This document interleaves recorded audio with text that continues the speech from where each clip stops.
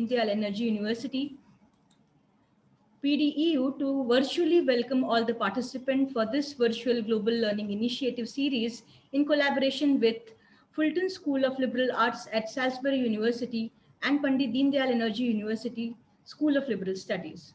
I'm happy to share that this global lecture series with partner universities through a virtual platform will bring the new possibilities for exchanging ideas and practices across the culture. During the pandemic, we have continued with the spirit of learning across the borders through virtual mode and are committed to strengthening focused group intensive exposure to School of Liberal Studies students who in the majority opt for higher education in international universities. In fact, it is inspiring to know that business leaders value liberal studies graduate for their critical thinking, problem solving skill, self discipline, exposure to diverse ideas, and global perspective as per recent research and trends observed in job market.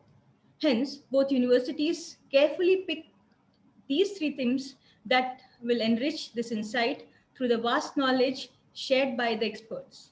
The first three lectures of the series will be highlighting the collaborative initiative by the School of Liberal Studies at PDEU, India, and Fulton School of Liberal Arts at SU, USA.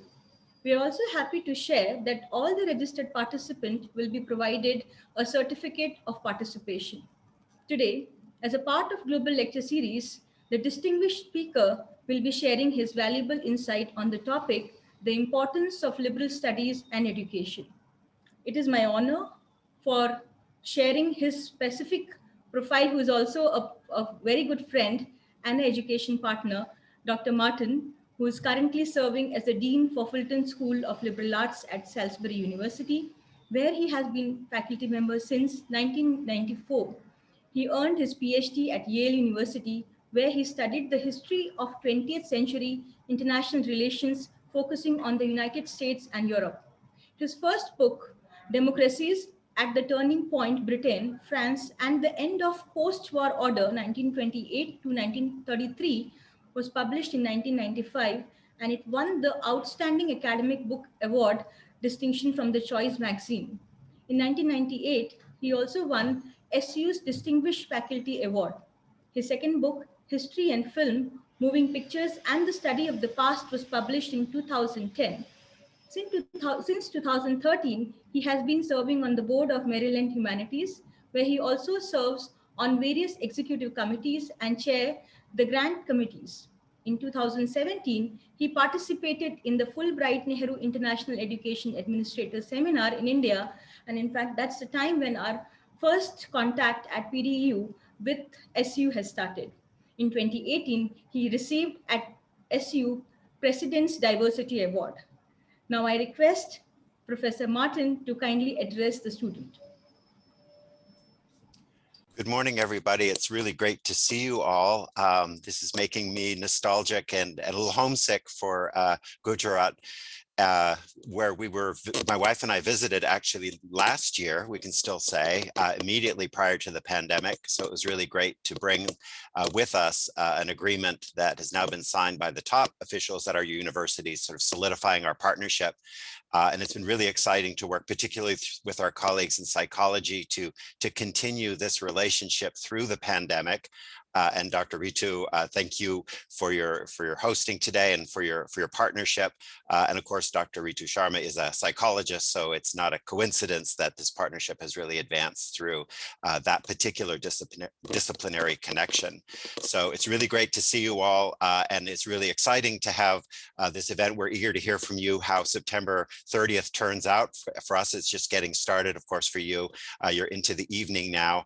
But we're very, very excited about this partnership and very eager to resume the actual visiting back and forth part of it as well. Although, of course, we fully appreciate what technology has made possible in terms of allowing us to advance our relationship. So it's really great to be here. Really great to see you. Thanks also to my colleagues here at Salisbury for being here in the morning. This is an unusual time for an event for us, but for those morning people, this is your moment.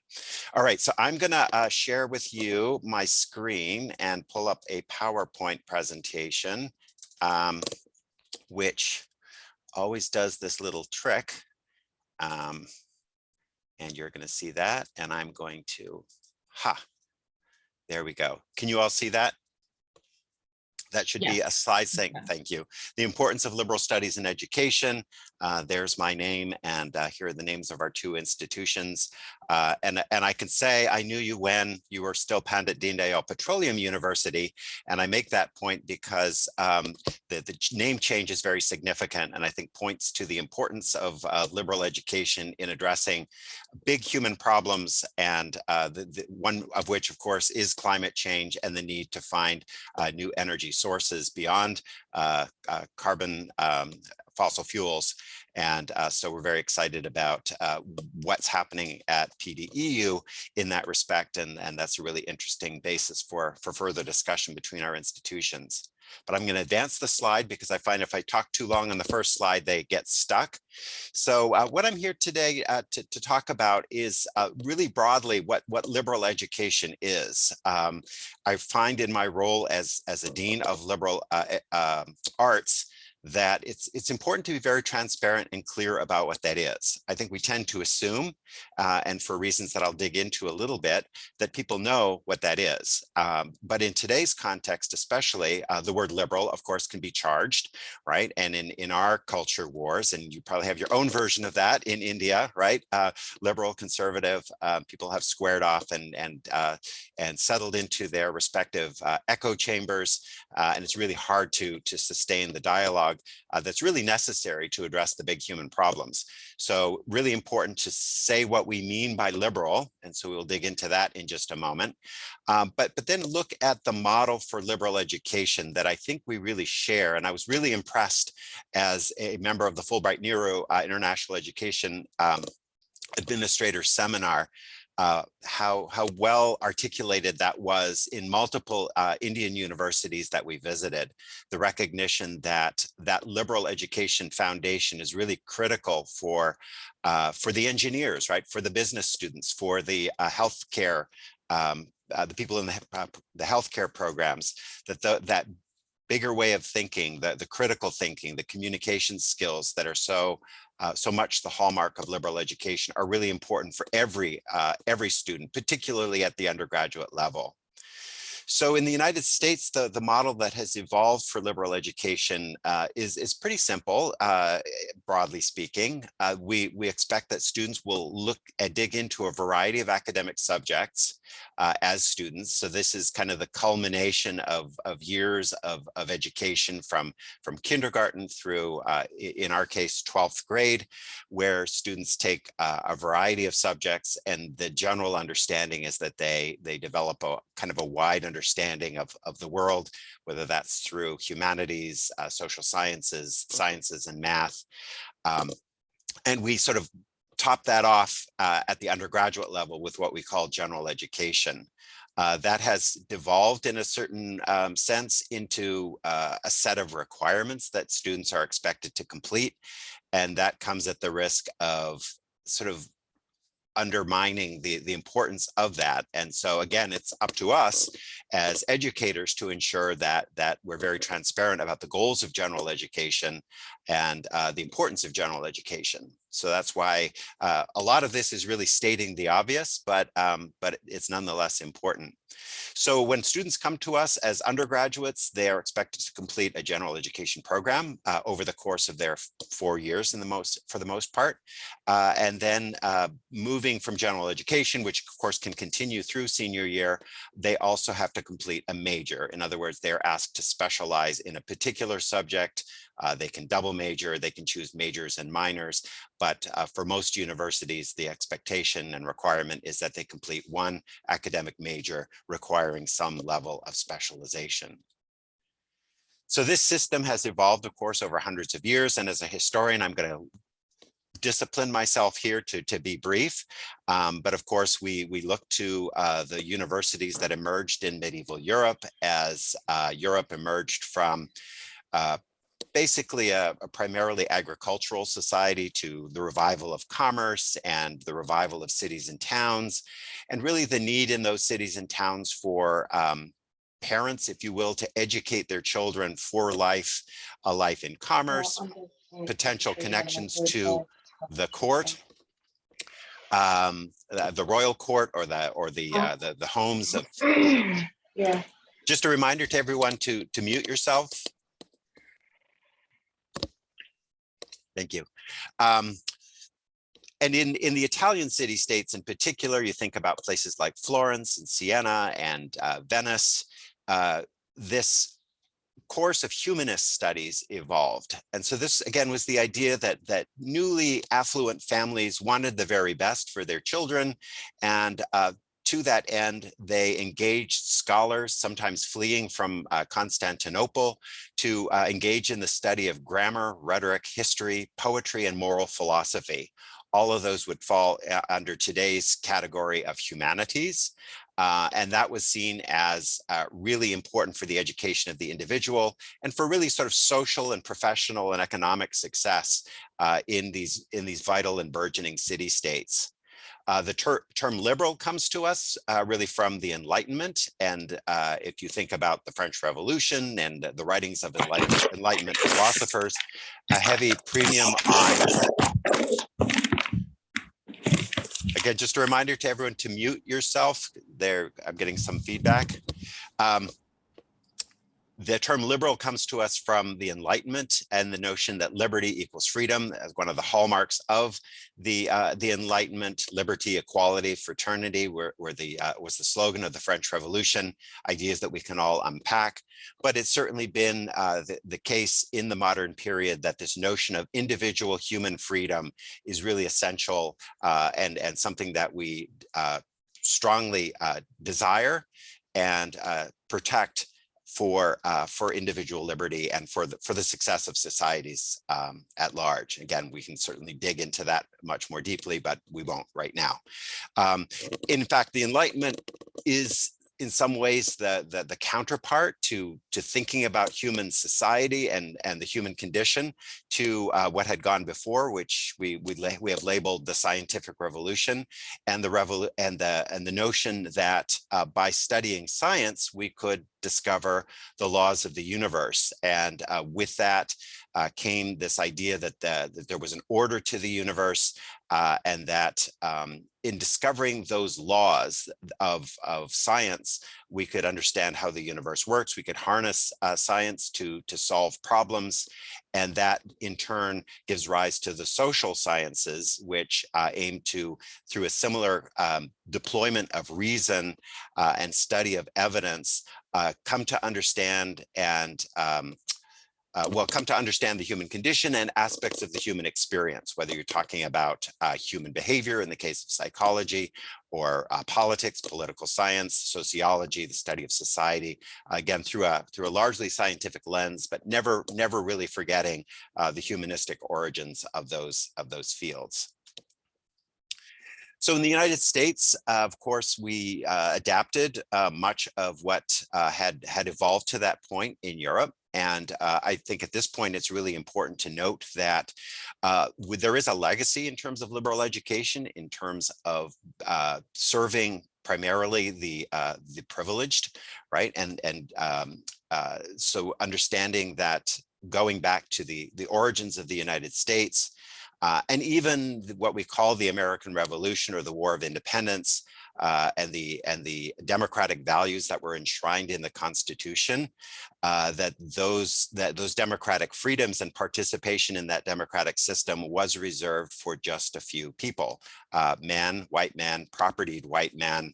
And so I want to stress that because, of course, the story of the United States, as the story of many democracies, has been where those ideas have such power, those democratic values have such power that they have ultimately come to embrace wider and wider notions of who we are as people and societies. And so while we can certainly look and must look always with a critical eye to the origins of our democratic system and that legacy of privilege, recognize also that there was power in those ideas to emancipate human beings, and of course we have needed to embrace that and continue to need to embrace that. Has a lot to do, in fact, with why liberal studies and liberal education is still so important to us today. And so in terms of the US experience, where we could look at university education historically, if we were to step into a classroom at a liberal arts college 100 years ago, there were colleges for women, of course, but predominantly this was the province of an elite few. But the experience of the Second World War, which had sort of comparable and maybe more far-reaching effects in terms of European society. But at least in the United States, there was the recognition that those who had risked their lives to go fight for freedom or whatever other ideals were sort of embraced in making the case for the intervention in the Second World War, that those who had served certainly deserved something from their country, and that manifested itself in terms of the GI Bill. In other words, that those who had served, veterans, would be treated to, if you will, higher education as a pathway to professional success and economic empowerment. That was applied very inequitably, and yet the Second World War really also had the impact ultimately of unleashing the civil rights movement really in the mid-50s, although there are things that are happening in the later 1940s that are very important in that respect. For example, the desegregation of the armed forces in the late 1940s, a really important model in terms of showing how that could be done in the United States. But of course, the civil rights movement itself really sort of takes off in the mid-1950s as we grapple with the fundamental inequalities, of course, that had gripped US society.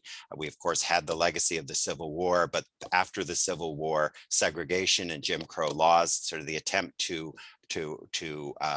curtail the freedoms and liberties of the newly emancipated slaves. And that comes to a head in the 1950s as, again, largely driven, or to a significant extent driven by the image of Black Americans who had served in the Second World War, in some cases being lynched upon their return. That ultimately would not stand. And so I would again argue that of the importance of the World War II experience in terms of underscoring the fundamental injustices of a segregated society, and a society in which racism was rife, not just in the South, but really throughout the country. The other thing, of course, is that with the United States stepping onto the world stage as a global leader and purportedly being the leaders of the free world, and with the benefit of television in particular to sort of expose the limitations of those claims, the United States really had to come clean in terms of its racist laws, for sure. Of course, we're still dealing with racism today, but the worst excesses of racism had to be addressed if the United States was in fact going to be a world leader and claim to be the leader of the free world. So that is really important, I think, in terms of understanding the context for the development of liberal education after the Second World War, and the idea that as our democracy really sort of expands and becomes a truer democracy, we recognize also that higher education has been has borne many of the marks of racism as well. Most evidently through segregation, whether that's legal or just there. Quite clearly, a very important chapter and aspect of the civil rights movement is how that plays out on college campuses as Black Americans seek to gain admission to and acceptance at institutions of higher education, which had been segregated and, of course, separate and very much unequal. So we can say, sort of fast forwarding to the present, that that things have changed a great deal. They haven't changed completely. There's still a lot of work to be done. But with the democratization of higher education, I think we've also seen of course, great expansion in terms of the numbers of Americans who attend college and university. And we've also seen the emergence of professional programs as, in some ways, a competitor with liberal education, where again, I think that the Indian example kind of reminds us that they don't have to necessarily be competitors. And maybe one of the big things we need to be thinking about right now is how liberal education and professional education are very much the same thing.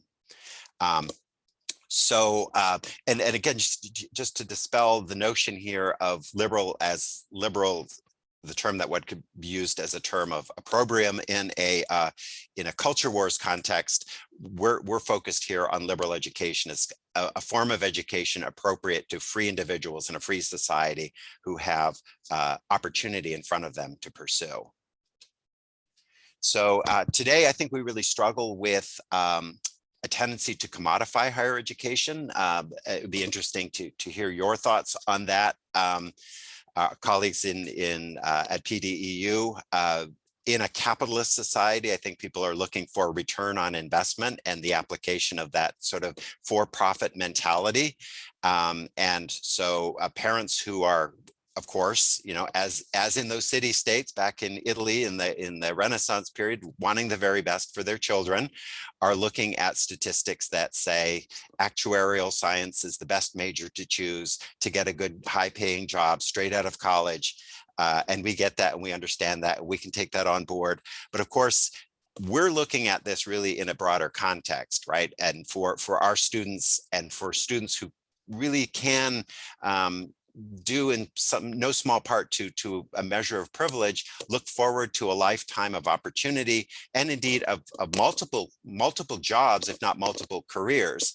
And so we come back to the idea that rather than just prepare for a particular profession, which you may or may not stick with, the idea is that at this moment in most of our students' lives, kind of the 18 to 21 age, we're talking about a gateway to adult life, a lifetime of opportunity, we hope, an opportunity to really be your best self, to use kind of the pop psychology jargon.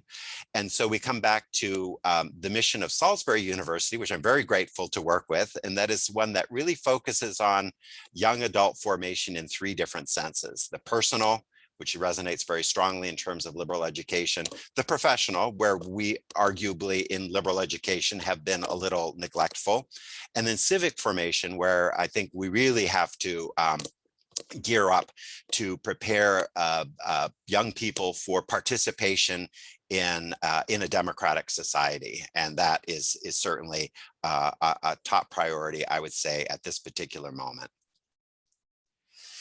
So, and this is a slide I share with students, and this has evolved a little bit, but this is something that people in psychology particularly might recognize as Maslow's hierarchy of needs, kind of looking at the human experience and the varieties of human experience. And most people who are looking at this slide are actually in a position, again, note well, to actually pursue what Maslow sort of identifies as the highest goal, which is self-actualization, achieving one's full potential, including creative activities. In other words, you can be your best self, live life to the fullest. You have all kinds of opportunity in front of you. You could kind of make a list as an 18-year-old of the things you want to accomplish in your life and have some reasonable expectation that you would be able to pursue that. But this hierarchy and this pyramid reminds us that for many people, that is beyond reach, right? That physiological needs, food, water, warmth, rest, are basically all you can hope to do, and maybe beyond that, security and safety. And that is still the lot of many human beings, of course, in our world today. And so I like to share this with students because it kind of puts them in touch a little bit with the privilege and the good fortune that they've had to be sitting there getting ready to take a bunch of classes and really become their best selves, and maybe guilt them a little bit. I'm a son of a Calvinist minister here, so guilt, we can deploy that as we need to get students to think about the fact that they're pretty lucky in many respects to have this, and that should prompt some thinking about paying it forward and making the world a better place, which is kind of bringing us to the point that I've now must make, which is that Maslow actually ripped off his hierarchy of needs from the Blackfoot Nation of Alberta, where I grew up. I'm not Blackfoot, but I grew up in Alberta. And it's interesting to note here that, so while he drew on this model, developed by a First Nation within the Americas, note that that is really much more, that kind of takes the top of the pyramid up a couple of notches to the notions of community actualization and cultural perpetuity. In other words, it's not just about me, it's not just about us as individuals. And so the contrast that I would make here is Maslow's sort of stress on the individual and individualism, which loses something of the original model from the Blackfoot Nation that really stresses community, which I think we would all agree is a very good point. All right, then the model for liberal education in the United States has been kind of crystallized by a group called the Association of American Colleges and Universities. It's a broad-based, many universities belong to AAC&U or variations on that, to identify essential learning outcomes for liberal education. And that's been, we have a brochure that we share with students, again, to sort of state the obvious and the basic, but again, if we don't state the basic and the obvious, then who will?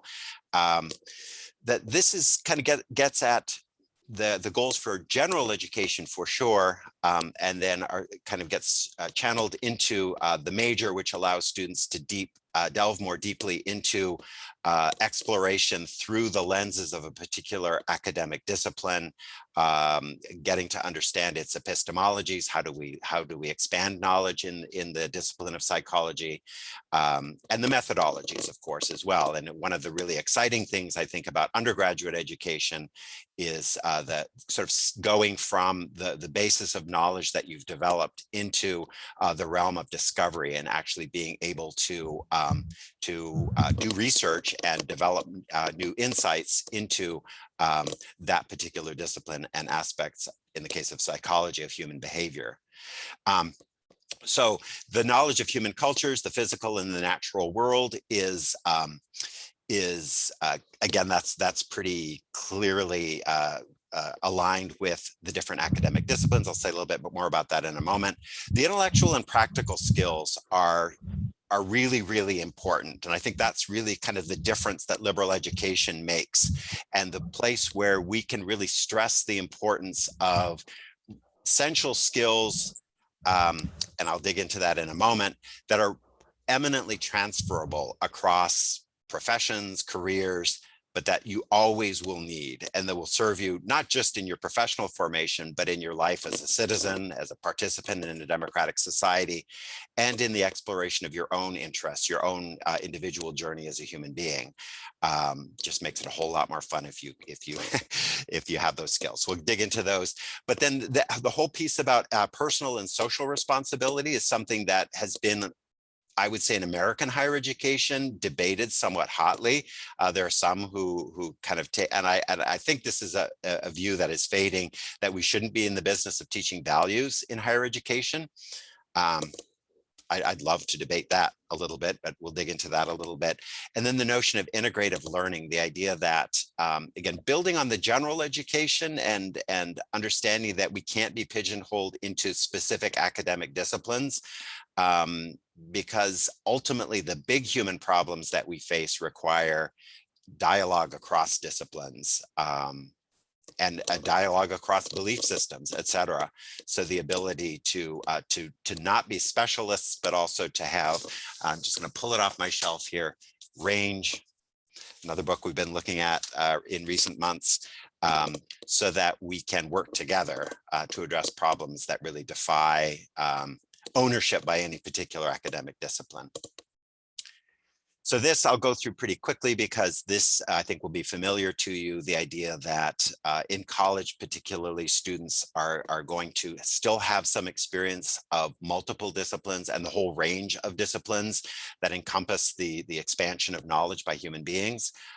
arts, humanities, social sciences, sciences and mathematics are the general categories. And of course, we have individual disciplines that really straddle these.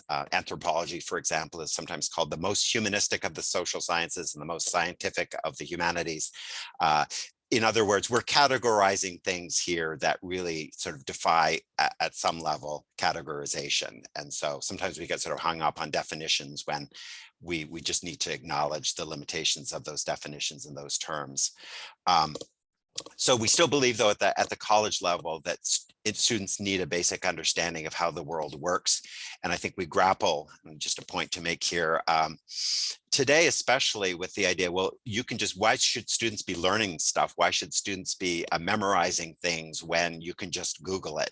And I think to that, I would kind of raise the point that I think people still need to kind of have an understanding of how things fit together, right? And just individual data points or facts without that bigger context, whatever that context may be, it really is tough, right? So you still need that basic understanding of how the world works while struggling with the fact that there are diverse perspectives and diverse belief systems that we hope can be compatible ultimately. All right, and here's one that I really stress when I have my version of this talk with incoming students, because this is really a moment to pause and think about this moment of transition in their lives to adulthood. And gateway to adult life, I know, would never be a successful tagline for that sounds a little too sort of grown up and not exciting maybe in terms of marketing the undergraduate experience, but it is a really important moment and one where students, I think, have already been working on these skills to some degree, but in liberal education in particular, with the whole range of disciplines that we encompass, we really do well, I think, to identify skills that we are all working to build in our students, and all of us continue to develop these students through to develop these skills through our adult lives. Research skills, right? Whatever the academic discipline they may choose to major in, what are the research methodologies associated with that discipline? Analysis, critical thinking. How do we sort good information from bad information? How do we put information together meaningfully to construct compelling and convincing arguments and move the needle in terms of our understanding of particular human aspects of the human experience? Communication. This is one that really, I think, gives us a lot of traction with our professional program colleagues, because this is something that we hear about from employers all the time, that they bemoan the lack of writing ability. And this is historic. This goes back 100 years. This is always an issue, and effective writing, I think, in particular, if I had to identify one skill in particular, is one that if students really sort of focus on writing ability, that's a skill that's still surprisingly rare, let's just say, in terms of this range of skills. But communication isn't just writing, of course, it's speaking articulately, it's being able to engage in dialogue meaningfully and with empathy. And I've started including the term emotional intelligence here, just thinking about not just the words that we use, but the empathy that we engage in, engaging in conversation with other people, understanding how they are feeling, understanding where they are. If there's a dispute in particular, the ability to engage curiosity, to draw out how that person is feeling and how that might have something to do with the conflict. And of course, then being transparent and self-knowing enough to engage in that conversation as well. So it's very complex, but I would want to underscore the importance of emotional intelligence. Teamwork and leadership. This is something that emerging from a very individualistic discipline where, you know, we hole ourselves up in archives with our lack of social skills to pore over documents and sneeze as we inhale the dust from those documents. In history, and that's, you know, that's a little old school in terms of that vision, but really to embrace, and I've really come to appreciate this, the importance not just of leadership but of teamwork. In other words, so drawing on that notion of emotional intelligence, deploying our skills effectively, finding other people whose skills complement ours, and working effectively in teams, and really sort of identifying those leadership skills. A lot of programs, of course, want to sort of foreground leadership. Some people would ask whether that can be taught. I would think it could be, but it's not easy. But nonetheless, that is something that is an ongoing journey for individuals as they progress through adult life to develop those skills, not just of leading, but of working effectively in teams. Liberal studies, I think, also maybe sometimes suffers from a reputation for being a refuge from technology, and I would say no. We certainly have to, all of us, be aware of the digital world. Very struck as a couple of years ago, we hosted an ethics conference, and all of the case studies, or most of the case studies, had to do in some way with the emergence of a digital world and the interface of that digital world with what we would call the real world, although the digital world is real in its way too, of course, but really raises all kinds of really interesting and important issues in terms of ethics in that particular case. But there's no escape from that, obviously. The digital has very much shaped our experience politically and so on. And so the understanding of that is so important. And then on an individual level, the ability to navigate that digital world effectively as you make your way professionally, personally, and as a citizen. Creativity. I would say that it's going to be in liberal studies that you're going to find your arts programs and the interaction between your performing and visual arts programs and everything else is so important. I think it's just that presence on a college campus is critical and essential. I think sometimes, I mean, I suppose we could, if you go back to Maslow's hierarchy of needs, you could say, well, we would survive without the arts, but who would want to live in that world, right? Not to mention the fact that it's certainly been our experience, my experience in the last 18 months of the pandemic, that creative solutions to problems, does that ring a bell? And it's more, and very often the case that our colleagues in the visual and performing arts have come up with really creative solutions and hacks to address those problems that we've had to keep things going in the face of a global pandemic. And then finally, and this is a huge one really, the whole notion of intercultural understanding and competence, the ability to sort of think beyond our own experience, to embrace the entirety of the human experience in all of its diversity and complexity and fascination. That's just such a cool aspect of being human, right? And to live in this moment where we most of the time have the opportunity, or at least we do, and again acknowledging our privilege, to travel and to experience vastly different cultures, while at the same time, of course, always circling back to our shared humanity, and the ability to do that and to just get how cool and what a great opportunity that is I think a key aspect of what we're trying to nurture and sustain as liberal educators. And that kind of leans then into the realm of personal and social responsibility. What are our obligations to our fellow human beings?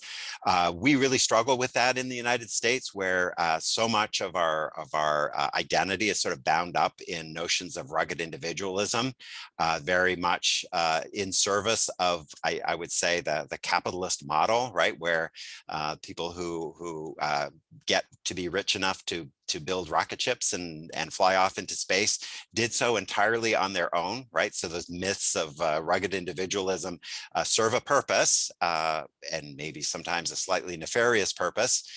So it really is sometimes a heavy lift to broaden that vision, to understand that communities play a critical, important role in individual success, and that as individuals, we are members of communities, and it's through our interactions that we, in fact, among many other things, again, in the context of the global pandemic, keep each other safe. And that's kind of where such a frustrating aspect of the COVID pandemic for us has been this idea, well, you can't tell me what to do, you can't make me get vaccinated.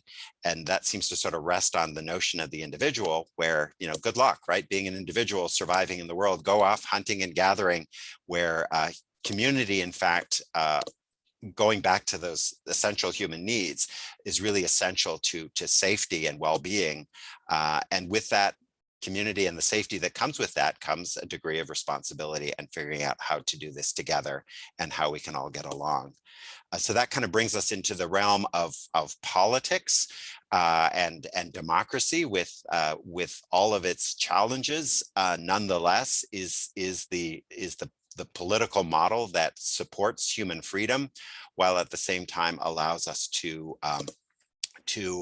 regulate ourselves and organize ourselves to be safe, to make progress, to provide essential services of healthcare and education. There's really not another way. And from a discussion a couple of weeks ago, I would sort of come back to while we certainly prize objectivity across academic disciplines. I'm remembering a talk by one of our colleagues, Jen Cox, in journalism, that in journalism plays, and the media play a really important role precisely to sustain a democratic society. There's a critical role for a free and independent media in a democratic society.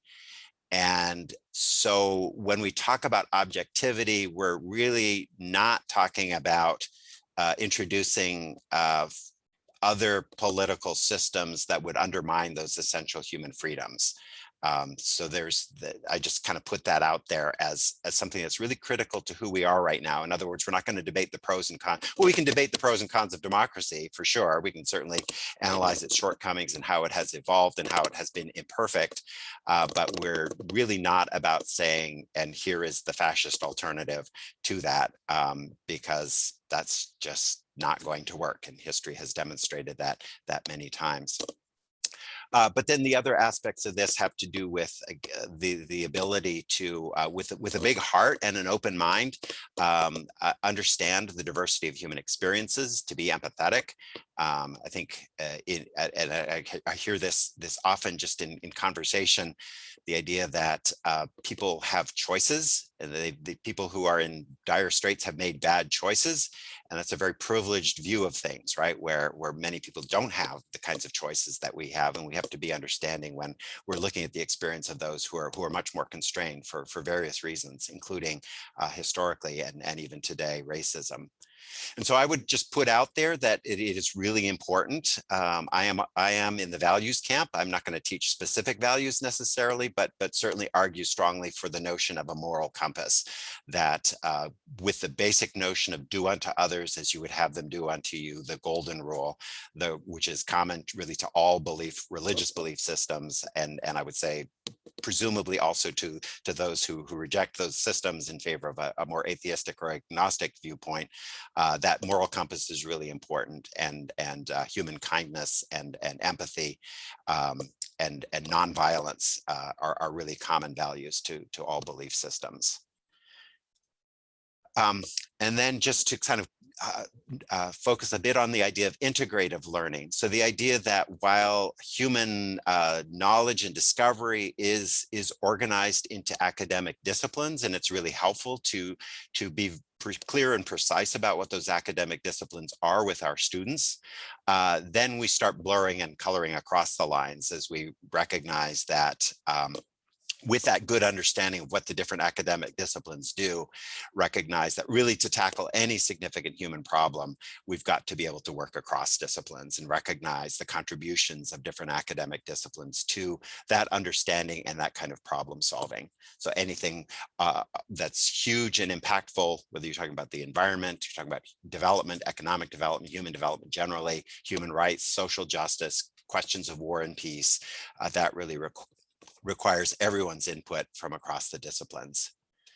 And then another look at, or another take on integrative learning, is the idea that we've really worked on in Fulton and recognize is critically important for our students, excuse me, is the whole notion of experiential learning opportunities. And maybe the subtitle here really would be theory into practice, although in some cases more so than in others. We're primarily an undergraduate institution, so we can really sort of showcase the opportunities that our students have to pursue undergraduate research.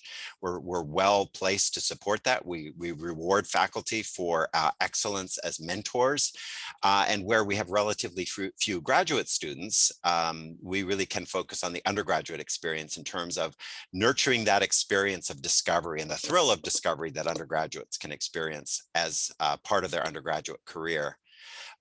Internships, again, ranging widely across the disciplines, where students, again, have the opportunity to apply what they have learned in the classroom setting into any number of different work settings.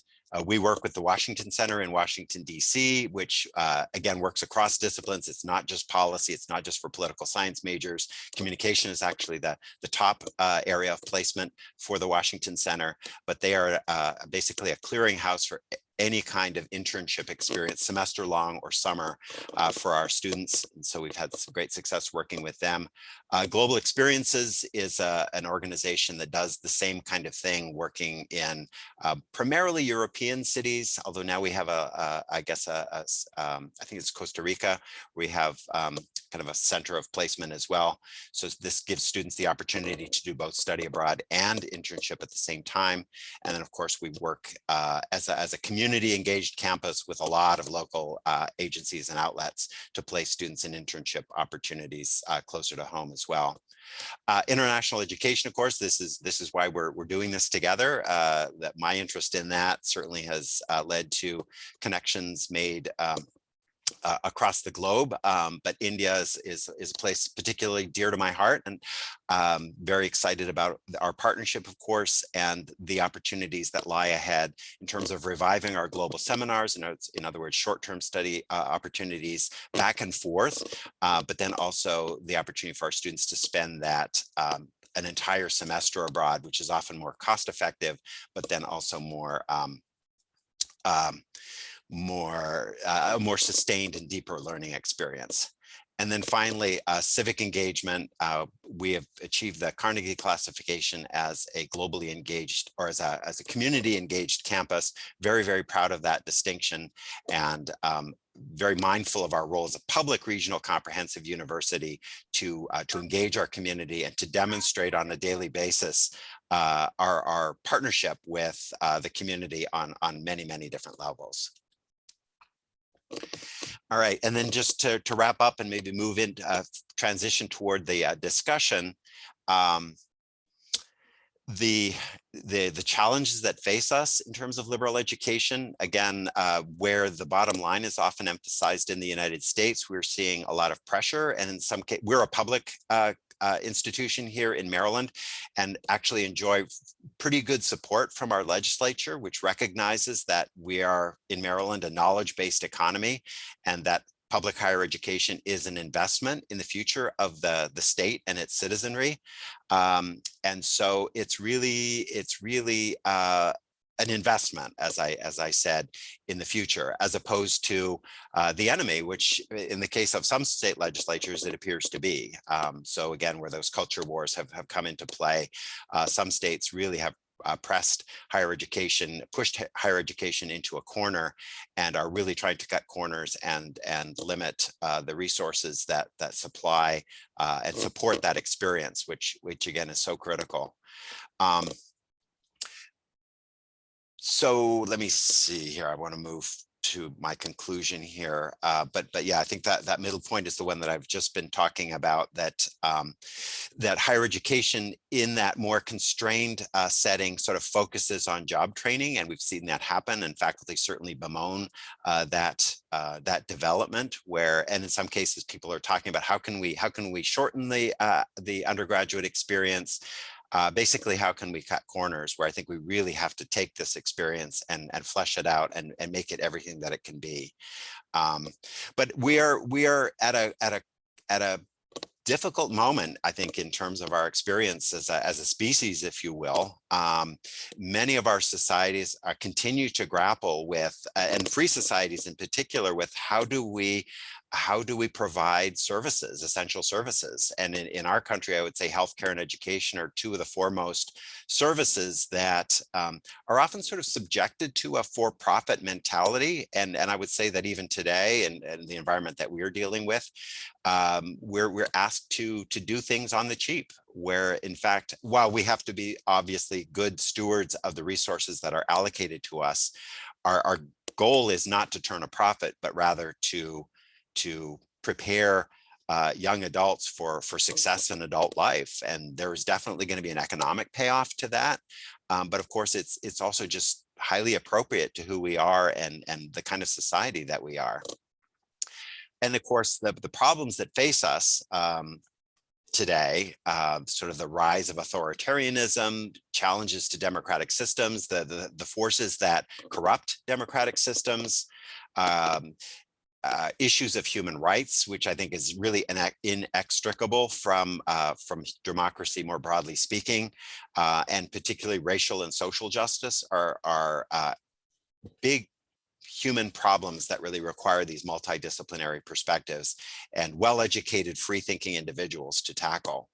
And then finally, and kind of circling back to your new name, the stewardship of the environment, and the fact that climate change, while that is something that we need to understand, maybe initially at least from a scientific perspective, we of course obviously need to understand the human agency that has produced that situation and begin to think about how we adapt our ways politically, economically, socially to meaningfully address the threat that climate change poses to the human condition. And again, that's big. That really requires that interdisciplinary, big thinking, open-hearted conversation that we aim to nurture. So immediately in front of us, I think, as higher educators, is the importance of engaging our colleagues who are more focused on professional formation in areas of engineering, business, and education to really broaden that discussion so that we understand the role that racial justice, for example, plays in the world of business. Rather than sort of separating them out and segregating those areas. So just in conclusion, I would state, going back to those essential skills, that that's really the key, that through with a focus on a particular academic discipline, we can give students the tools to discover and to experience the thrill and joy of discovery.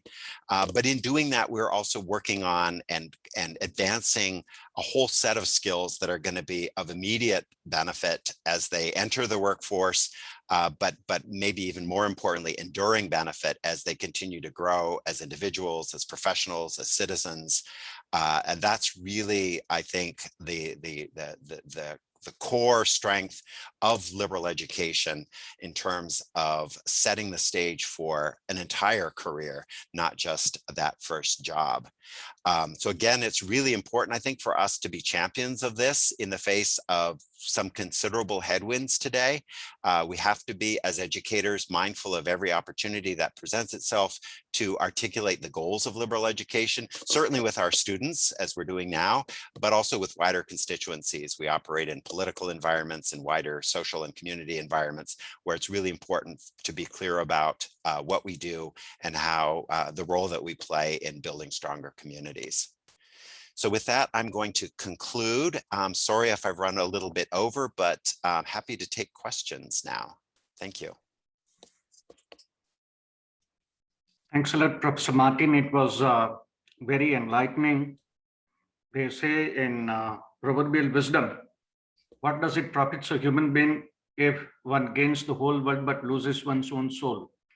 So it is about not just about career and money, but also about elevating and the journey from the bottom of Maslow's pyramid to the self-actualization. You presented an entire panorama of liberal arts education and the skills therein.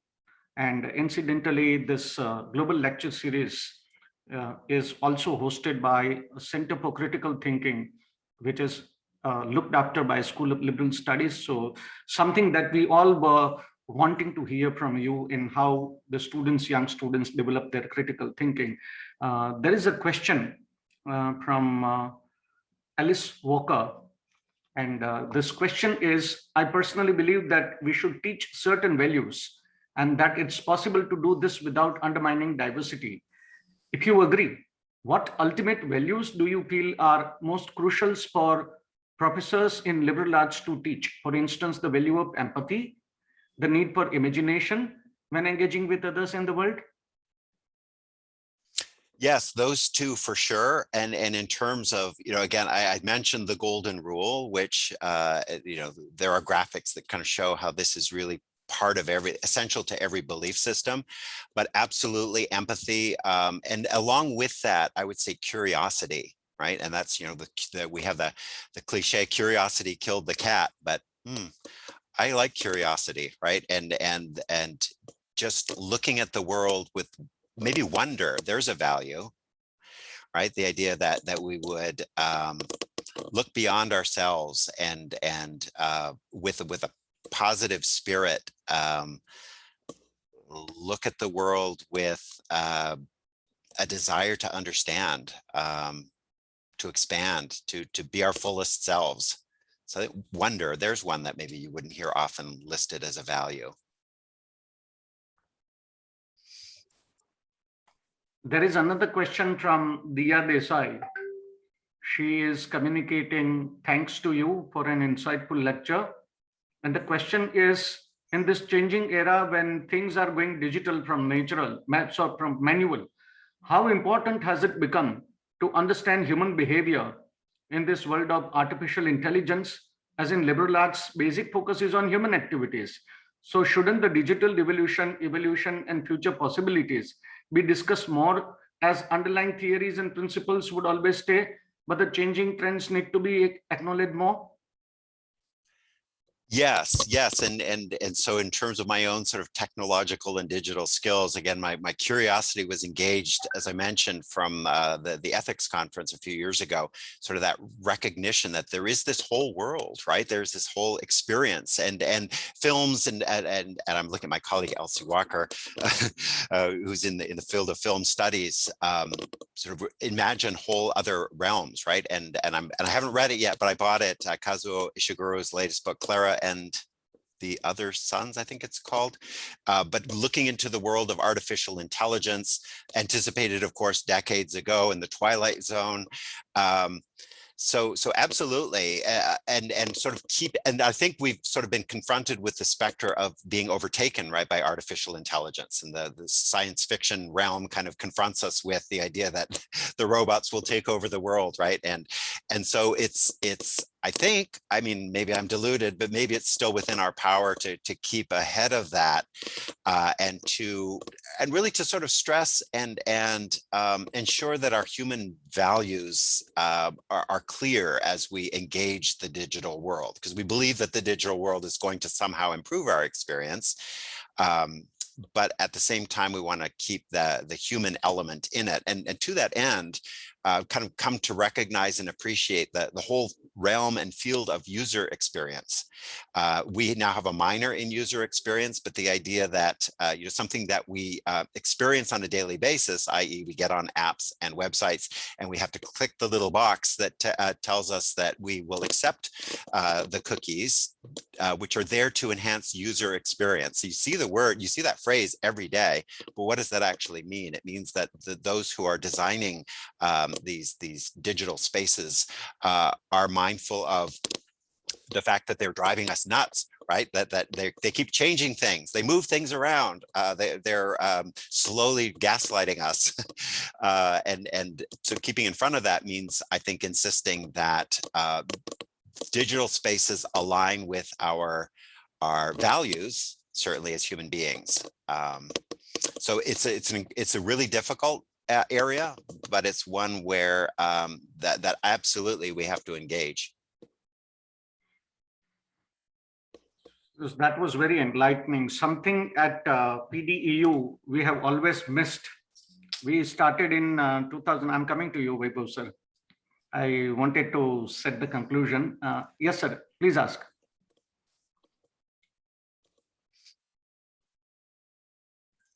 Sorry, sir. Sorry. I actually, okay. Professor Martin, thank you very much for this enlightening session. I had just one question in terms of what Aristotle long ago mentioned about these epistemic virtues, and later on when philosophers of science came up with these scientific virtues. Whenever we talk about liberal education, we have met this compartmentalization that scientific virtues or theoretical virtues are reserved for the science education, or maybe STEM, that is science, technology, engineering, management, dominated education. And when you talk about the liberal education, they are more about epistemic and practical virtues that you also mentioned in your presentation. So the problem is that if we are talking about liberal education, the first challenge is to bring them together in such a platform where they should not be separated.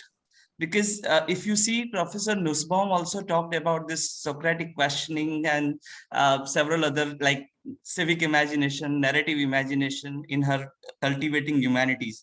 Somehow this compartmentalization is not helping the liberal education unless we bring them together to mix them, and by not peripheralizing some kind of disciplines like philosophy, literature, and then making them inferior to the dominating. So what is your take on that, and how those kind of practices are initiated by your university? That's what I want to know from you. Yeah, thank you for that question. And it does remind us that I kind of hope to forget, but it's not. I'm flashing back now to we've kind of, I think we still hear about STEM a lot here in the US, but certainly in my initial days as dean, late 2008, I became dean. STEM was the thing, right? And science, technology, engineering, and math was emphasized as, that science was the way, right? And that these other disciplines, it really was a disservice and I would say a disrespect to the humanities and social sciences. We're even to the point where I remember attending a workshop on grants from the National Science Foundation in the initial sort of euphoria or whatever of the STEM movement, to say, except psychology. Right, so psychology is a science. Our colleagues will tell us that, and yet the dollars that were being plowed into the National Science Foundation as part of the STEM movement excluded psychology. So what is that about, right? And so I think that and you raise a really good point, because we really have our greatest strength and impact working together across the arts and sciences. And that's where in the nomenclature, again, we sort of stumble a bit, because we call it liberal arts. And I guess you could say that this school here, the Fulton School, is a school of liberal arts, if you want to use that to embrace the social sciences as well, not to mention interdisciplinary programs. You actually have a biologist who is heading our environmental studies program. But that divide, I don't know if it was intentional or not, but did serve to conquer in some ways the academia as a voice, as a unified voice in support of tackling in a meaningful and humane way issues of democracy, issues of race, issues of climate change. That the STEM movement has made us competitors with the sciences, where we really need to be working together. And climate change, again, is I think the most shining example of that, where understanding climate change is about science, but it's also about understanding human behavior, the human behavior that has led to these problems, and of course the human behaviors that are going to be important and critical to saving the planet. So yeah, I think that that's where the actual evolution of the academy, the evolution of disciplines, the evolution of our political systems, the evolution of our culture, and the conflicts that rend our societies are a big challenge, and we really have to overcome that as academicians to ensure that we are working together and not as competitors and rivals to address these big problems. Thanks a lot. They say in fun sometimes that geography is about maps and biography is about chaps. So the combination of maps and chaps would make liberal studies education, and Dr. Weber's question was wonderfully answered by Professor Martin. Professor Martin, we wanted to tell you that we started School of Liberal Studies in PDEU in 2009, and something that we have missed right from 2009 to 2021 is an interaction by a professor of history. So this is the first occasion in the history of SLS that we have the history professor talking to us. So something that we really appreciate. We appreciate your time. We are very thankful to Salisbury University. We are also thankful to Chris and Meredith. Thank you for being our esteemed partners.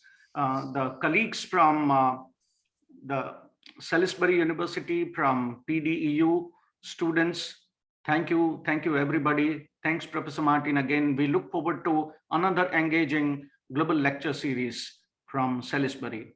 Thank you. Have a good day to the people in US, and good night to students in PDEU. Bye-bye. Thank you. Good night. Bye, sir. Thank you, sir. Thank you, sir. Bye, sir. Good night. Thank you, sir. Good night. Thank you very much. Thank you, sir.